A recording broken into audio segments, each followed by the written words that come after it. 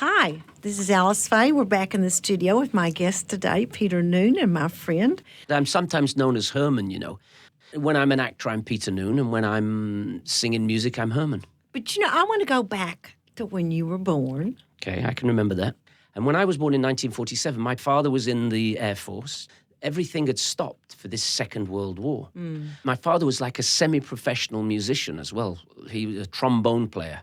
And my grandfather, Tommy, on one side, played the organ in the church, in the local church. Grandmother ran the church choir, and my Auntie Mary was a pianist who knew Fats Waller and stuff like this. So basically, one side of the family was purely musical, and the other side were warriors. At Christmas, the musical family would get together, and they'd all be in one room with the piano, singing and dancing. And my grandfather used to get on the piano. And when I say get on the piano, he didn't sit and play the piano. He got on the piano and sang sort of What old kind of songs. songs? Henry VIII. I'm in a Henry VIII, I am. In a Henry VIII, I am. I went to a music class in the evening outside of this college.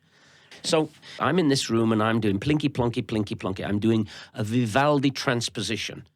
And I'm looking through the window and I see these people having the greatest time. And I go, well, that's not fair. Why are they having such a good time? And you can't hear anything, but you can see these guys are laughing and they're jumping around and everything. So I open the door and I go in there and they're playing a Chuck Berry song. And then they play Tutti Frutti by Little Richard. So, I go, what is this? This is so much fun. And I go, how'd you do that? And they go, well, it's really easy. Look, you get an A, you play A, and then you move your little finger up and down. Black people do this. So I said, wait a second, you just go, what you do? They're going black, bing, bing, bing, bing. So I said, wow, that's pretty good. You're good at this. So I get in with these guys who think they're going to be in a band. And my sister is having a party upstairs from the hairdressers.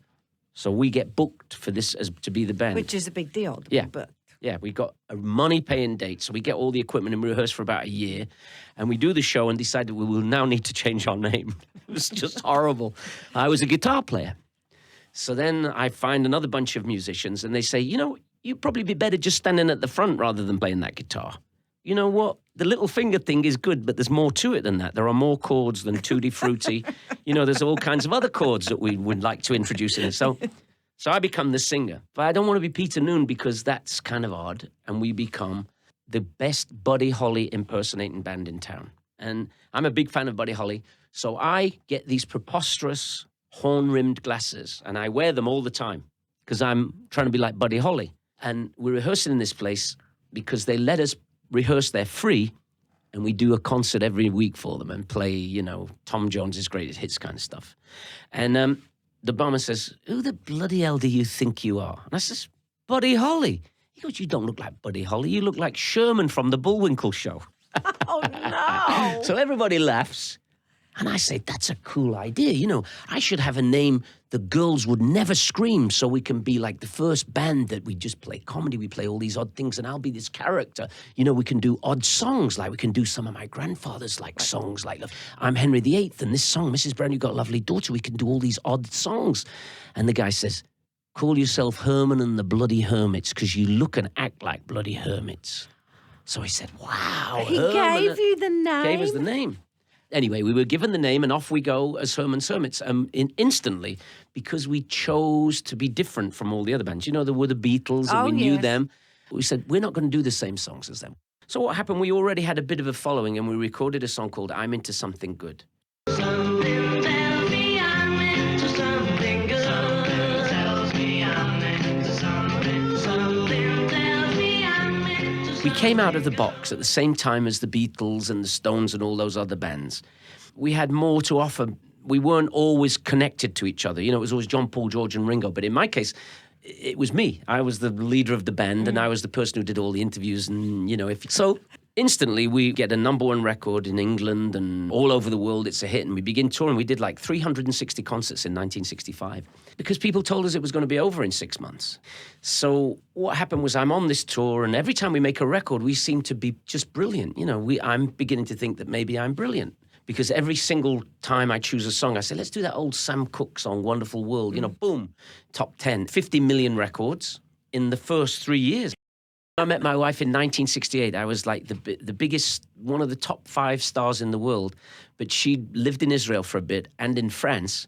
and had never heard Herman's Hermits. And in France, what happened with Herman's Hermits songs, they'd been stolen by Johnny Halliday and Francois. Gosh, of course they had. Everybody did our songs, so she knew the songs, but not by me. So we're at this club, the Bag of Nails, where everyone went, and we'd gone because Jimi Hendrix was going to play there that night. So I met my wife at a Jimi Hendrix concert. She couldn't speak a word of English. I thought I was good at French until I started talking it. My audience needs to know that she is incredibly beautiful. I'm glad you fell in love. I think that at one time you were just a little bit wild. Yeah, you go through all that stuff. I mean, I never got in any real trouble. I mean, I never got in any drug trouble. There was lots of drinking, but I didn't swallow. Men like to prove that they can beat people up until they get really badly beaten up, and then they go, you know what, I'm not really that good at that. So one of your songs is Dandy, so you're a bit of a dandy. Dandy, dandy, when you gonna give up? Are you feeling old now? It was that amazing period of Carnaby Street, Beats and I kept getting voted the best dressed man in England. Every year there'd be Anthony Armstrong-Jones, Lord Snowdon, Yes. and Peter Noone would be the two best dressed men in England. But I found him because John Lennon told me about him. You know, we use this guy called A.B. Sachs. I said, is he blind? You know, because that English sense of humour, like John Lennon would say something like, that's a nice suit, do they make it in your size? And I'd say, but your suits don't have collars, is your tailor blind? In England, if you don't have that kind of comeback line, most people thought he was being mean, but he was just being eliciting funny. a response. You're the best dressed. Yeah. And the richest. I'm making all the money as well, which is quite amazing. Now, have we got to America? In and out of America, we used to come for 50-day tours, and we signed a deal with MGM to make 3 pictures. What were they? Oh, they're absolutely horrendous. One's called When the Boys Meet the Girls, and in that one I fall in love. I play an English rock star who falls in love with Connie Francis. In the second one, I play an English rock star who falls in love with Shelley Fabaret. In the third one, we're now the producers as well, so we can choose the writer. In the third one, I have a dog called Mrs. Brown. Unfortunately, we have to say goodbye. Thank you so much. Well, thank you. And thank you for the music in my life. Well, it's good being your friend too. I'm Alyce Faye. I'll see you soon.